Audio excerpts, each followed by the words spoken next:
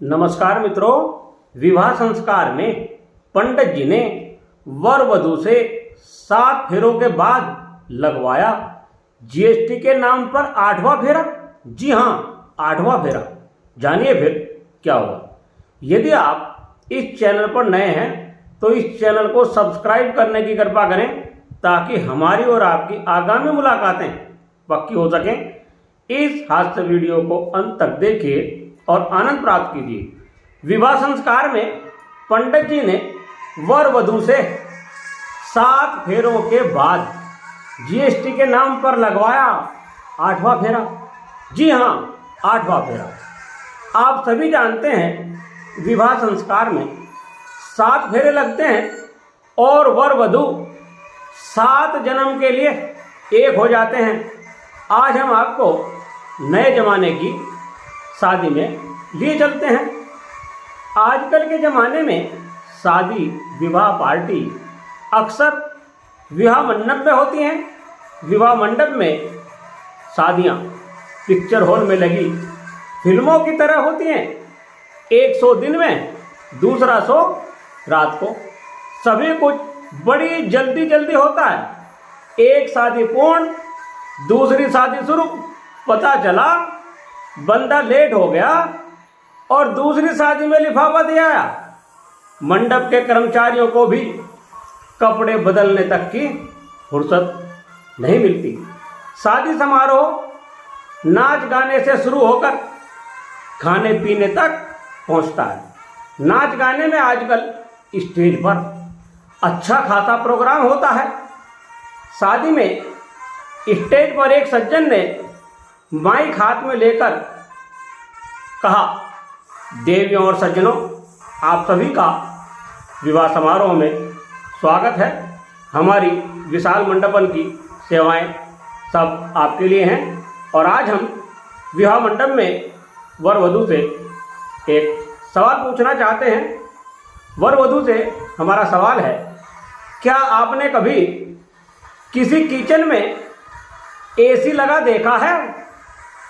अरे नहीं, शर्माइए मत। हंसना चाहिए लेकिन शर्माइए मत। क्या आपने कभी किसी की किचन में एसी लगा देखा है?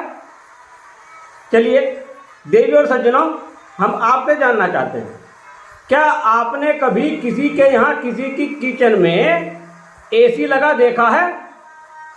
सभी की आवाज आई, नहीं देखा है। जी हाँ, हमने भी कभी किसी के यहाँ किचन में एसी लगा नहीं देखा है।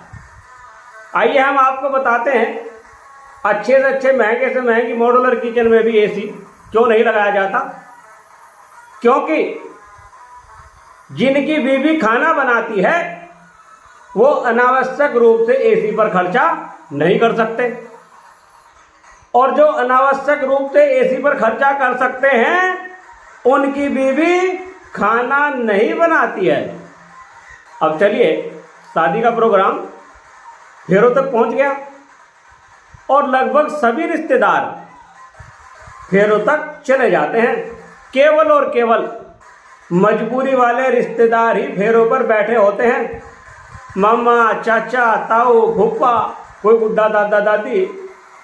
अब पंडित जी ने पूरे विधि विधान के अनुसार वर वधू को 7 फेरे लगवाए और कहा, बच्चों, अब आप पति पत्नी हुए। अब आपको जीएसटी के नाम पर 8वां फेरा लगाना होगा। वर वधू जोर से बोलेंगे, किसी भी विवाद की स्थिति में हम जीएसटी बराबर बराबर वहन करेंगे।